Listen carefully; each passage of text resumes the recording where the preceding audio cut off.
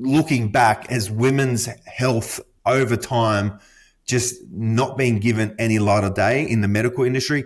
Definitely. In PCOS space, you know, women with PCOS are still pretty much told, just lose weight, just go on birth control. We know that birth control isn't a fix-all.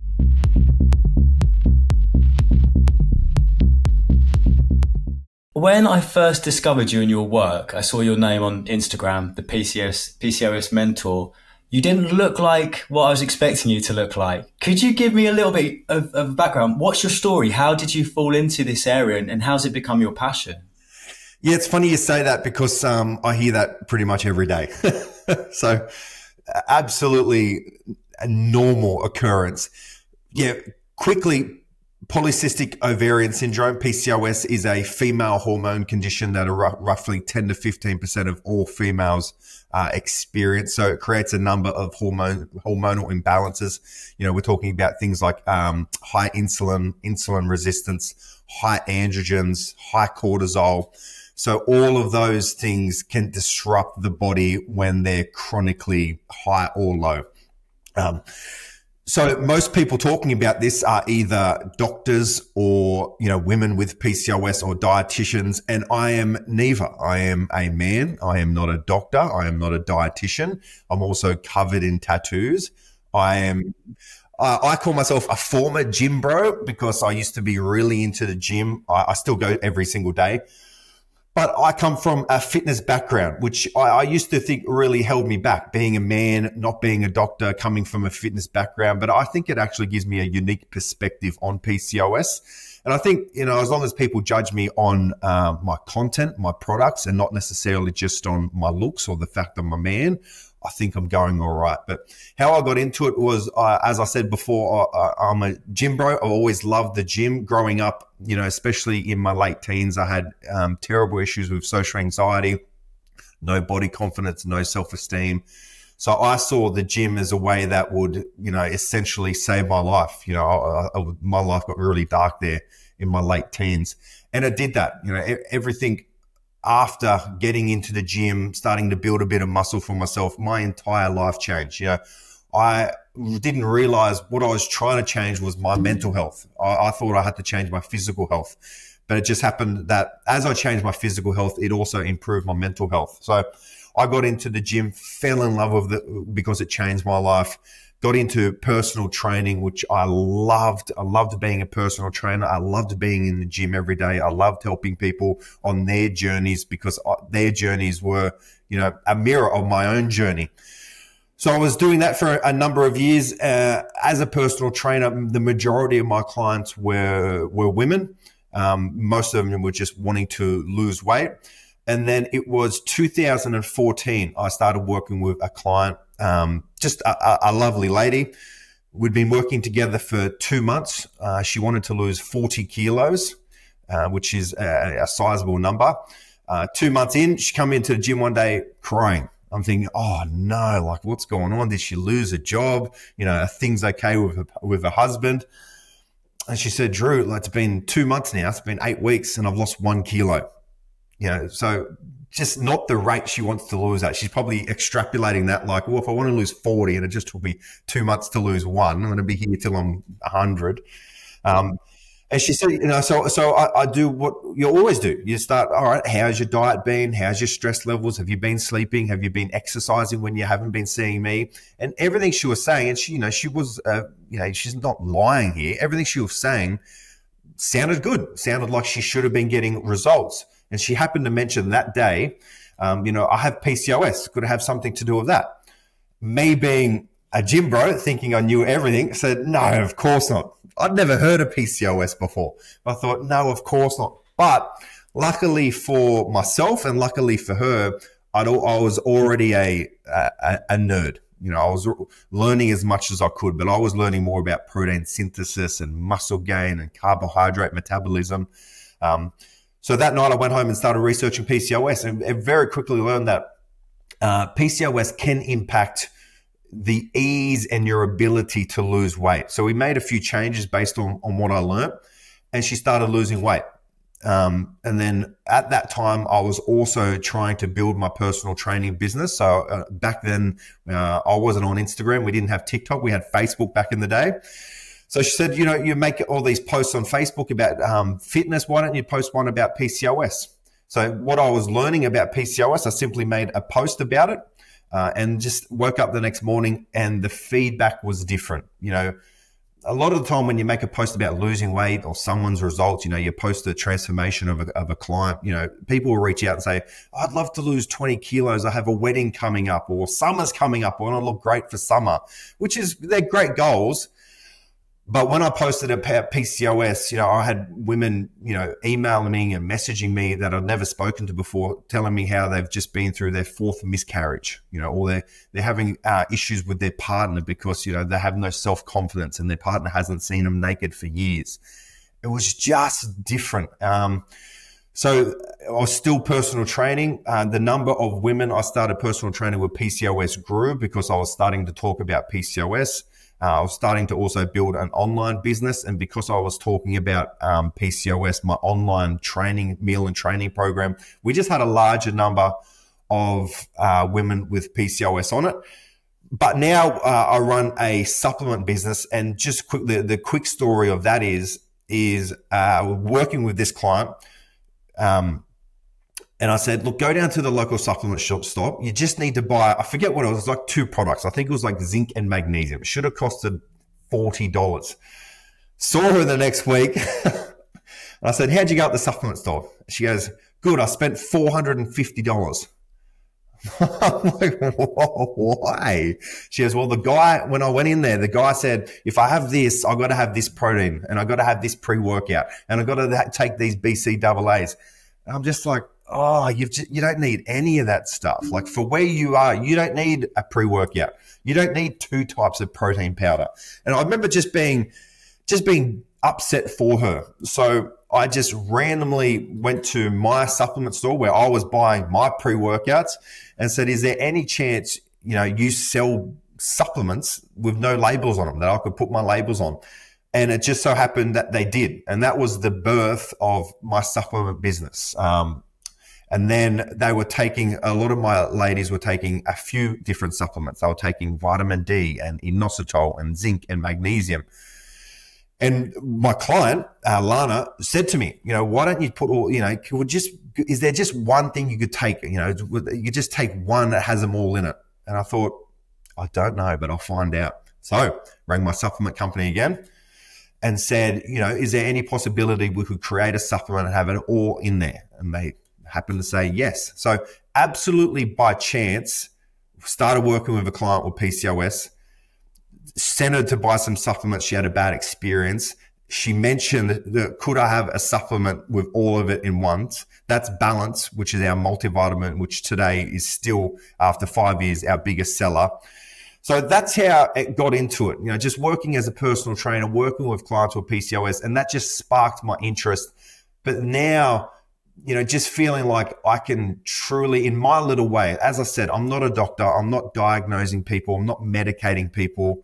You know, I'm not doing any of that stuff. What I love to do is I love to do the research aspect of it. I like to read studies. I like to listen to podcasts. And then I like to create content based on what I'm learning. And then I simply enjoy creating new products that I hope will help my customers. So I know that was a long story, but that's essentially how I became the PCOS mentor. I think so many people have found success on social media by specializing around women's health, which has been fantastic in some respects, but there's also drawbacks because there's a lot of people who, shall we say, maybe aren't as diligent or as thorough as you. Do you feel that social media has been a force for good in terms of bringing some of these issues which previously have almost gone undiscussed, almost like taboo, treated in such a way that you don't really talk about it? Do you think overall it's been a force for good, Drew, that suddenly some of these things are being talked about, clearly for women who are in desperate need of some advice and some action? Yeah, that's such a grey area of social media. I don't think in any aspect of social media we can say is good or bad. But would I say for PCOS specific, has social media had a net positive or negative effect? I would say it has definitely had a net positive effect. When I was trying to start learning about PCOS back in 2014, there were no Facebook pages. There were no Instagram pages. There was one lady who was doing a podcast, Amy Medling. She was fantastic. She was interviewing doctors, but the ease of which you can find information was very difficult back then. And, if you have PCOS and you've been diagnosed by your doctor, it's very likely that your doctor is going to say, look, lose weight or take birth control or metformin, which is a diabetic drug. That's about as far as the education goes. Because like we all know, when you go to the doctor, there are 50 people in the waiting room. The doctor doesn't have time to sit there and be like, all right, for the next 4 hours, I'm going to educate you on PCOS. It's just not what doctors do. So there is a huge education gap. And that's where I find social media has been wonderful to fill that education gap. I look around on social media and there's my page, but there's 100, 200 other pages from women with PCOS, dietitians, influencers like me who are just educating those with PCOS, which is wonderful. But of course, there is the other side of it where there is misinformation out there. There are people trying to sell products that I don't believe have any research behind them that are making crazy claims. So there is the dark side to social media, but in terms of do I think it has a net positive or negative effect, just to fill that education gap, I think it's been wonderful. The glucose goddess recently, she's grown in huge popularity for the work she's done around blood glucose levels. She mentioned a post recently around how insulin sensitivity is something you can reverse, anyone can reverse it. Big sweeping statement, but obviously that doesn't take into account people with PCOS and other related conditions whose insulin response isn't normal. And I think it's interesting you mentioned around the confidence, the mental health, seeing this message of you can do it, it's in your hands when it might not be, could be damaging. Is this what you mean when the potential kind of dark sides and the misinformation, someone ultimately trying to do good, but their information isn't accurate to everyone? Yeah, I actually did see another PCOS influencer. She's a dietitian. Call Glucose Goddess out on that post saying, because in PCOS, they have found genetics and genes that lead to PCOS and insulin resistance. So obviously in PCOS, there is a genetic predisposition there to develop insulin resistance and then develop PCOS off the back of that. So although I don't agree with that, and that's the thing. I just don't, on social media, you could make a post and, Glucose Goddess, I'm sure she has I know she has a huge following. So not everyone's going to agree with you. And we are all humans. So we don't get it right all the time. I look back on some of my posts and I'm like, well, I don't believe in that anymore. Like I now know more information to show that's not true. So I just think any content creator out there does have a responsibility to try and create as accurate information as possible. Is every content creator going to do that? Look, obviously not. Everyone has a phone. Everyone is a content creator these days. So I think it's down to us as the end user to try and filter out who we can trust and who we can't. And of course, we're never, ever going to get it right because we don't know people's true intentions. But yeah, it's just up to us to filter who we believe and who we don't believe. I've been speaking to lots of experts such as yourself around women's health, around training, nutrition, reproduction, fertility, hormones. There seems to be the consensus that the medical profession just aren't doing enough, and that we can discuss the reasons till the cows come home, lack of resource, lack of time, all the other things. But it seems as though when a woman goes to her GP or her doctor with a female health related issue, it's either kind of instantly medicalized. So PCOS, you could go on the pill, kind of regardless of anything else that's going on, or it's kind of brushed under the carpet. Oh, it's menopause. Of course, you're tired. You're 40. You've got kids. It seems to be kind of dismissed in a way that I feel a lot of experts are telling me if men were suffering from this, the billions and billions that would have been plowed into research to try and find some answers, I mean, it would make your eyes water. Do you agree with this? Is there a fundamental huge gap in the medical profession in terms of how we are dealing with more than 50% of the population that are going through some real tough mental and physical health issues? Yes.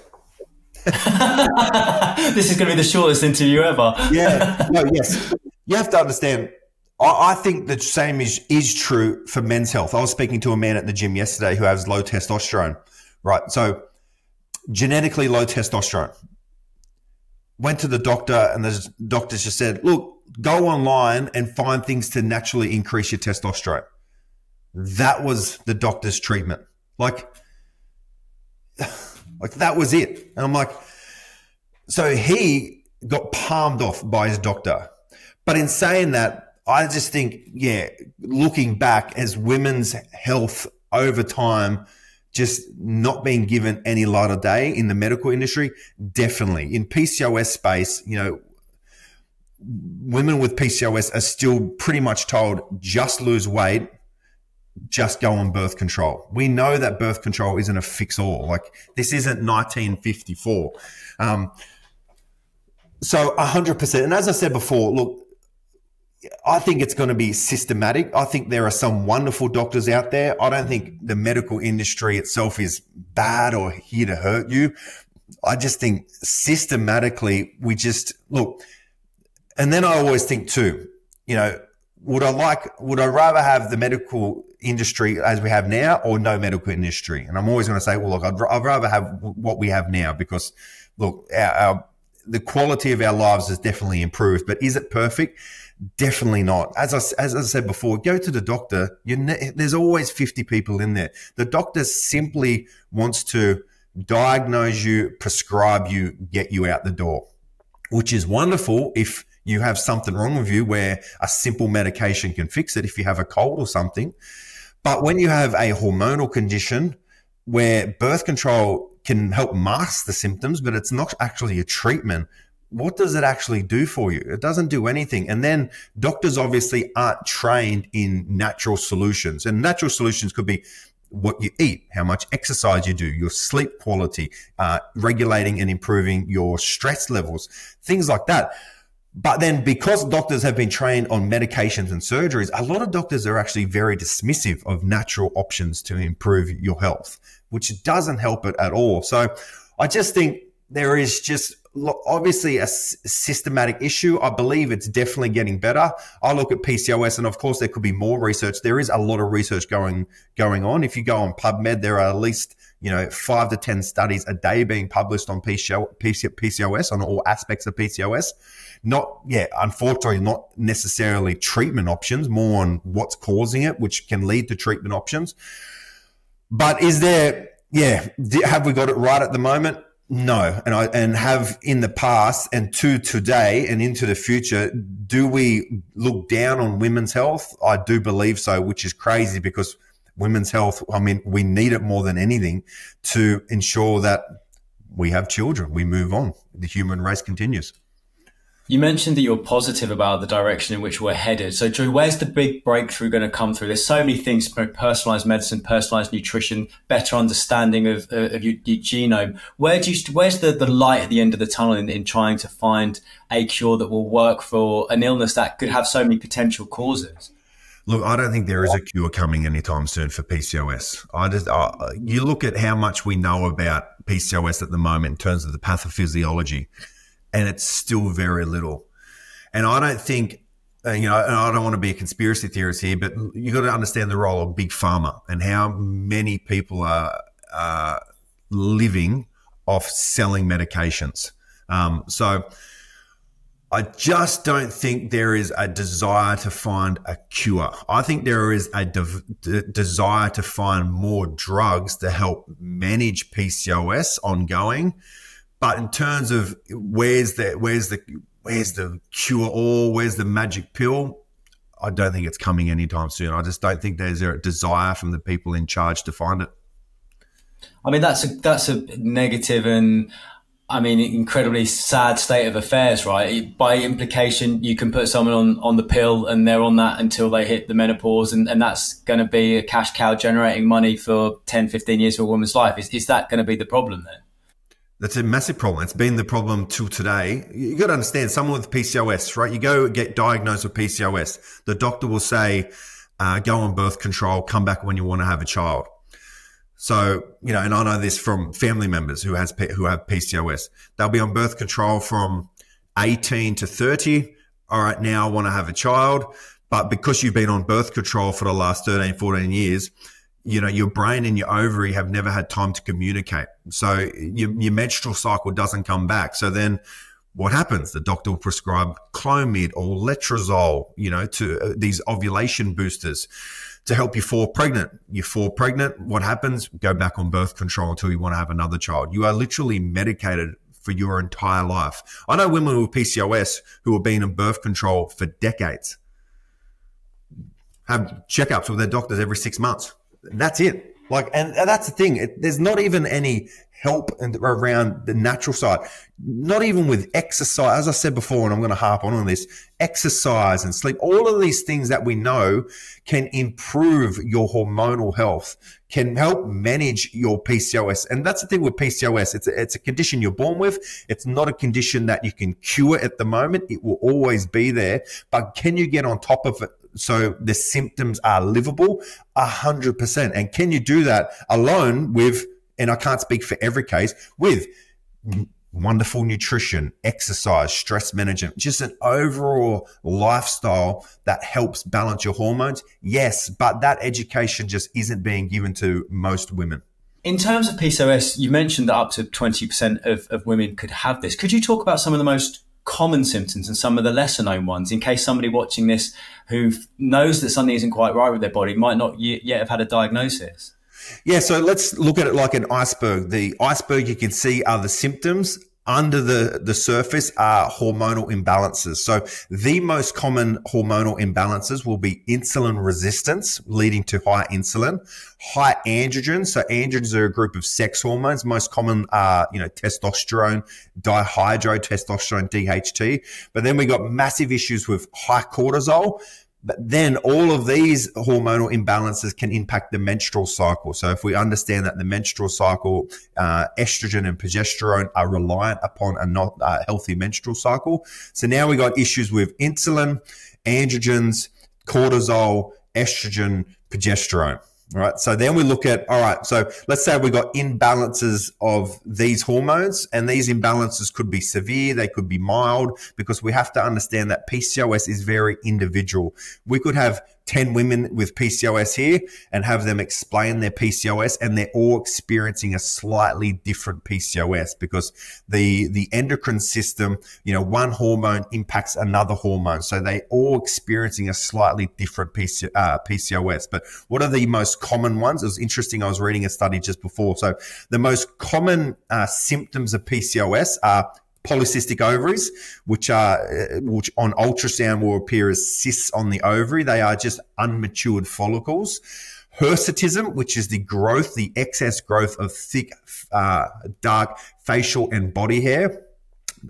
Things like irregular periods is another one. Fertility struggles. Fatigue is a massive one. Insomnia, sleep apnea, weight gain, increased cravings and hunger, brain fog, anxiety, depression, low libido. So when we're looking at all this, it impacts your appetite, it impacts your energy, it impacts your weight, it impacts your skin, it impacts your hair, it impacts your mental health, it impacts your libido. That is your entire life. So not only are we struggling with these hormonal imbalances, but the number of symptoms you could be experiencing are vast. And it's interesting, when I do a post on social media talking about, you know, I might say 6 lesser known symptoms of PCOS. You look at the comments and it's like, I had no idea this was connected to my PCOS. You know, I thought I just didn't have a sex drive. I had no idea it could be related to my PCOS. And that's where that education gap comes in. But it's good we talk about this, because I just feel like for someone that doesn't have PCOS, and let's say you know someone with PCOS, it can be an invisible condition, because we can't see, you know, it's not like if your work colleague comes into work tomorrow with a broken leg, you can see that. You'll say, oh, look, what happened? Are you okay? Like, tell me what happened. Someone with PCOS, and that's the thing, if you're a woman with PCOS, you don't necessarily want to walk around with a beard.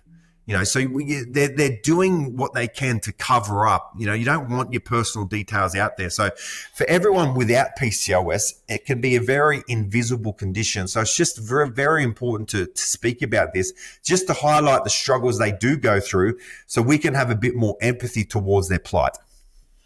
Because there's not a huge amount of education around this, do you experience a lot of conversations with women where it's almost like a penny drop moment because they've got the brain fog and maybe they've got a low libido and all these other symptoms that are almost in isolation? It's only when they discover the work of you and other people like you, it all almost falls into place. Is that a common experience? Very common. It's just they think it's normal. They think it's their normal. But as I said before, and as we said, they've been diagnosed with PCOS, but there's no education. They have this condition they'd never asked for, they don't want, they would do anything to get rid of, but they've never been educated on how PCOS. Like I guarantee if we, and this is unfortunate, but if we had these same 10 women with PCOS and said, explain your PCOS, explain the hormonal imbalances you have, they don't know. Like, do you have insulin resistance? I have no idea. Do you have high androgens? I'm not sure. Do you have high cortisol? I'm not sure.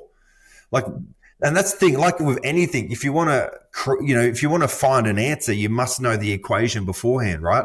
If I said, what's 5 plus blank, you're not going to be able to give me an answer. So yeah, like so many, as I said, as I just said, when I make a post about, uncommon symptoms or, especially like the big one was brain fog and low libido. So many women just had no idea, brain fog is, there's no actual diagnosis of brain fog. It's a collection term, things like forgetfulness, clumsy, like, you can't concentrate. So many women were like, I had no idea this could be my PCOS. Same with the low libido. A lot of women think, high androgens must mean high libido, but in PCOS and in the female body, libido is much more connected to estrogen levels and your menstrual cycle. Your libido increases before ovulation, but if your menstrual cycle is irregular, it can really impact your libido, which can have huge impacts on your personal relationships. So many women were just like, I had no idea that this could be I thought that it was just me. Like, but it's not. It's, another symptom of this condition that you're living with that you need to understand better. It feels as though we've talked about kind of education around schools could be a place where some of this is begin to taught to young girls and also young boys so they can be more aware of it as well. Do you feel that's a missing piece of the puzzle, that we've got a chance to educate some children, especially if 1 in 4 women are going to experience this? It seems a missed opportunity not to talk about it when they're young and beginning to go through some of these changes. Yeah, I would love that because PCOS starts to manifest, mid-teens, late teens. And that's the thing, when I speak to, mothers or when I speak to women now that had been through this, it's such a, being a teenager is such a confusing time anyway, especially being female. You start to have a menstrual cycle and naturally it's not regular to start with. So a lot of these things, naturally when you start to have a menstrual cycle, it's not regular. It takes time for your brain and your ovaries to talk and become regular. So I would love more education, but can I see it happening? I'm not sure because, if you do it for PCOS, are we going to do it for endometriosis? Are we going to do it for hypothyroidism? So is there going to be, and that's the thing, I don't mean to be a pessimist. I like to be a realist. Like, is there going to be, a PCOS day at schools? I just don't know. And that's the thing with the research as well. If you understand where funding for research goes to conditions that have a higher importance. And that's generally where people are getting extremely sick or people are dying. In PCOS's case, women aren't dying from PCOS. They can, people can die from comorbidities of PCOS. But because, again, it's a female condition, it's seen as anyone without PCOS, it's seen as not important. Funding isn't there. Education isn't there. So I would love for more education to be there. But do I think it's going to be a broad community education? No, I don't. So then what could it be? I'm actually not sure. If a woman goes to her doctor with this condition, she's going to be recommended the contraceptive pill, right? But obviously there's an awful lot of lifestyle interventions that you can do to try and get on top of this condition. Could you talk through, based on your experience, what women should be prioritizing? What are the big rocks in terms of, I imagine it's kind of exercise, eat well, sleep, don't stress, the big ones that are applicable to everything. But am I on the right track, or are there other things that women should be prioritizing? No, that's it. Firstly, understand your PCOS. understand, all right, what can I do to improve insulin, androgens, cortisol? That's a big one. Like they're the big three. If you really get on top of those three, you can make huge changes to your PCOS. So you start looking at and that's the thing, as you just mentioned, nutrition, activity levels, sleep, stress. They're the big four.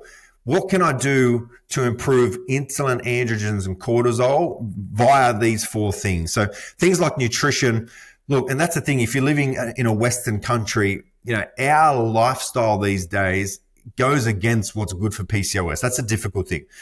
Our lifestyle these days is processed foods, low in nutrient value, high in calories. We live quite sedentary lifestyles. We're quite stressed and we don't prioritize sleep. Like that is a recipe for disaster for PCOS. And I believe it's why PCOS is becoming more prevalent these days, is because the genetic potential's there, but in previous lifetimes, our society habitual behaviors hasn't triggered it. Where now we're getting, I just think in the West, we're getting unhealthier and unhealthier.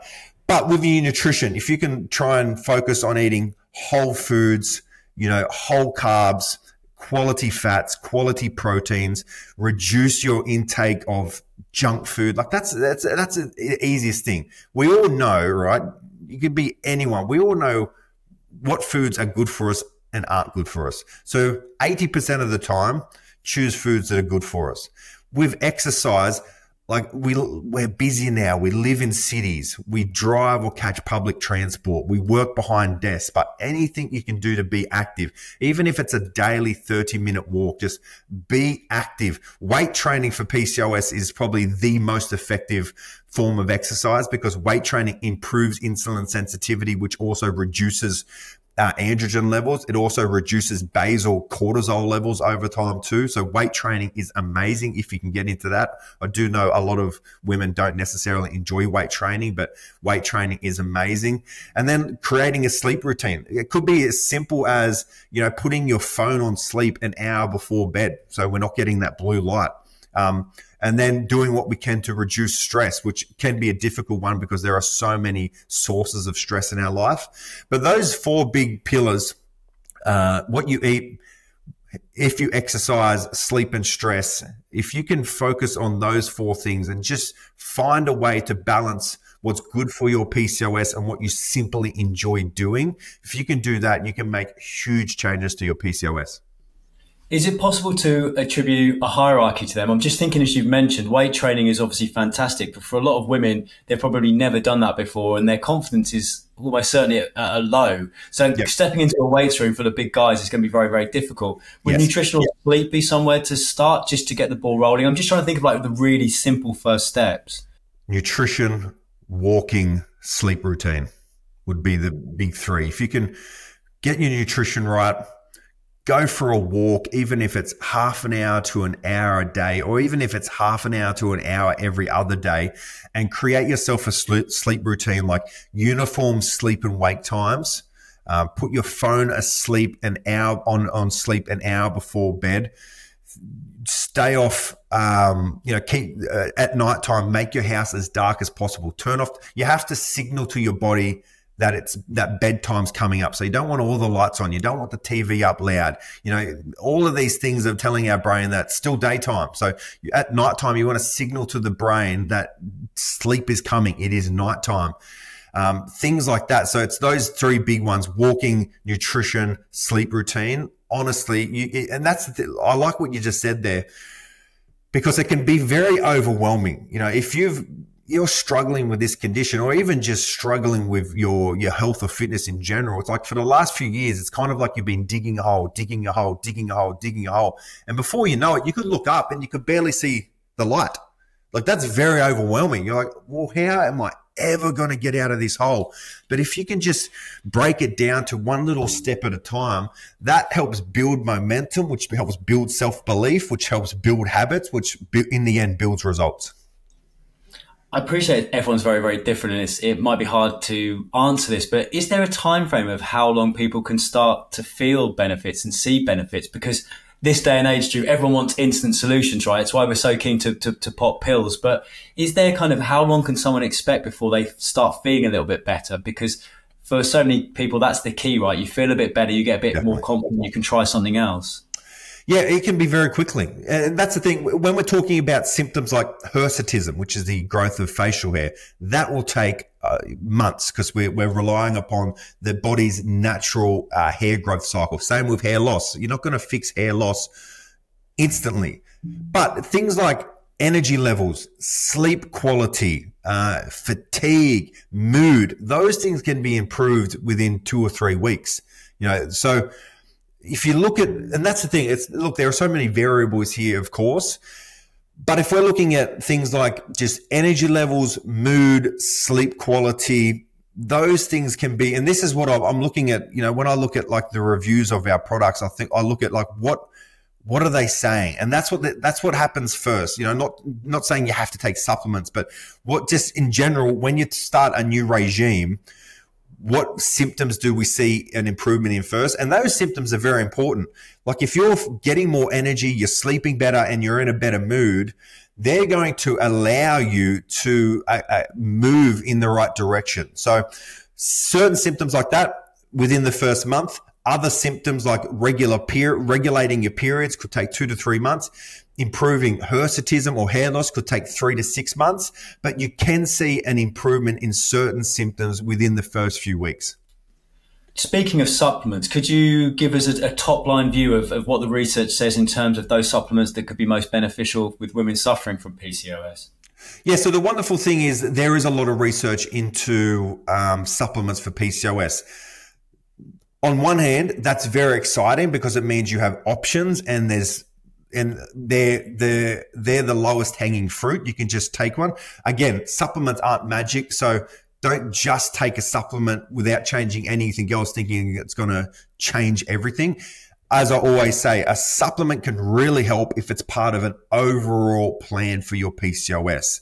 But on the other hand, because there are so many supplements, there's probably 15 to 20 supplements that have positive research behind them from PCOS, it can be overwhelming because, again, most women with PCOS don't understand their PCOS. So they could go on social media and you've seen 7 or 8 different supplements recommended for your PCOS, but you don't understand that they're doing different things. So the big ones for PCOS, the most well-known ones will be inositol, which helps with insulin resistance, berberine, which helps with insulin resistance, vitamin D, magnesium, zinc, L-carnitine will probably be your main ones. But as I mentioned, they all do different things. So common nutrient deficiencies in PCOS, vitamin D, zinc, magnesium, which is why all of those 3 can really help, because if you can help maintain optimum levels of those 3 nutrients, can be very beneficial. Inositol, berberine, studied quite a good amount of study there, but for their benefits to insulin resistance. And for a lot of women with PCOS, insulin resistance is really at the root of their symptoms. So if you can improve insulin resistance, you can improve a lot of aspects of your PCOS, which is why things like inositol or berberine can be very beneficial. And then L-carnitine is probably emerging as the one supplement that is having a large amount of research behind it. Again, that improves insulin resistance, but also actually shown to improve weight loss. Now, doesn't obviously burn more calories or anything like that. How I believe it's going to help you improve your weight loss is, and I look at the reviews here, again, it improves mood and improves sleep and improves energy. So if someone's wanting to lose weight and they're not sleeping well, they're in a crap mood and they have no energy, they're not going to be eating well. They're not going to be exercising intensely. So if you can take something that helps you stick to your diet better, happily stick to your diet, exercise more regularly and more intense, it's going to help with weight loss. So they're both of the big ones. As I said, inositol, berberine, vitamin D, zinc, magnesium, L-carnitine. But as I mentioned, there are a number of other supplements that can help.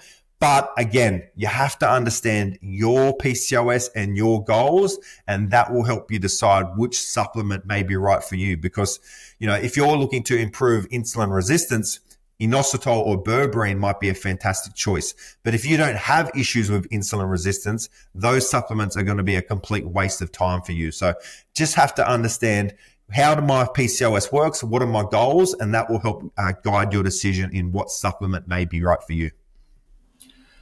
There's so much a woman can do to try and get on top of her PCOS in terms of those lifestyle interventions. But the one thing we've not talked about is a support network. And it seems to me that for a lot of women, the man in their life could be a phenomenal support system to try and help them. But we've spoken about the lack of education for women. The lack of education for men is an even vaster gap. And I think if you put 20 guys into a room and asked them how many knew what PCOS was, the only guys who put their hands up were probably those whose partner had some sort of issue. How can men, Drew, you're perfectly positioned to do this and give this advice. How can men begin to support women or women in their life who have PCOS? What are the big things that we can do to help and support? Yeah, I think it's just, number one, you don't even have to understand PCOS. You just have to understand that she's going through something. You know what I mean? Like, you might have a friend who's going through a breakup and you mightn't understand that breakup. You mightn't understand anything, but you can still just be supportive. So you don't have to understand everything that's going on, but you can just be a good friend or a good person. So I feel like, number one, it'd be great if men understood PCOS and learned more about it. But as I said, look, if you don't have PCOS, do I think you're going to go and learn everything about PCOS for a friend? Probably not. I would love if you did, but just being real, you probably won't. So for me, it's just, my advice would be just be a good friend. Even if you don't understand, number one, try and understand, even if it's just the basics of PCOS, try and understand, even if it's just a symptom list. One of the things I like to do is, and I really used to do this on the whiteboard, is I'd write down all of the symptoms, sit there and just ask myself, how would I feel if I was going through this? Hair loss, hirsutism, no energy, fertility struggles, unexplained weight gain. Like, all of these things would be so difficult to live with. And it's so much harder when you're by yourself.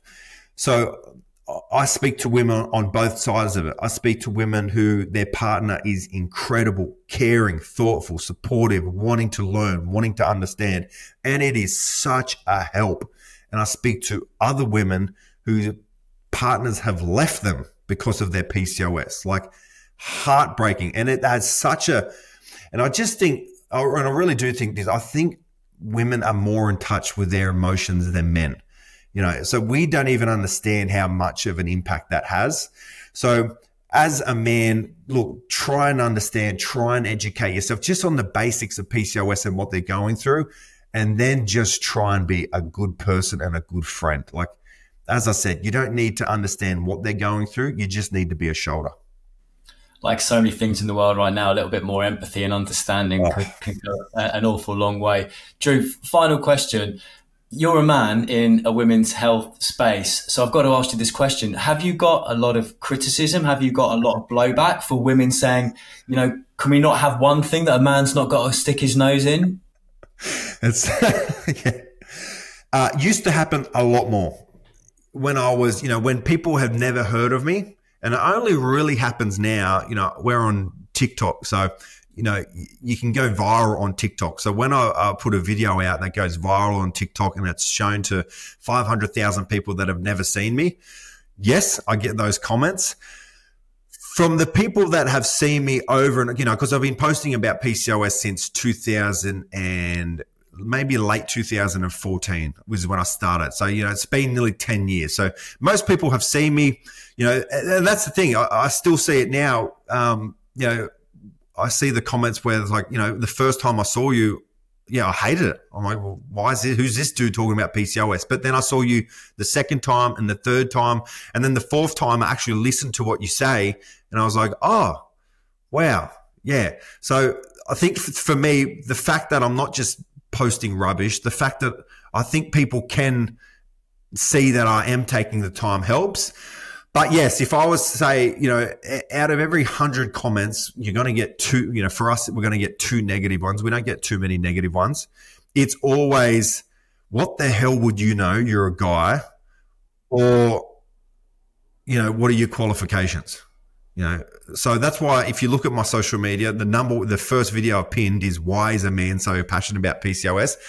But that is what it is. It's 99% of our negative comments are, what would you know as a man talking about PCOS? Stop mansplaining this. So yes, I do get it a fair bit, but I've been getting it for the last 10 years. So it doesn't affect me at all. I understand it. I understand that, look, I don't know your history, but it's probably likely you've been palmed off by a doctor, a male doctor, or you've just had men in your life trying to tell you what's best for you and things like that. So I just understand where those comments come from. I don't get offended by them, but definitely as a man talking about PCOS, I definitely still do get them.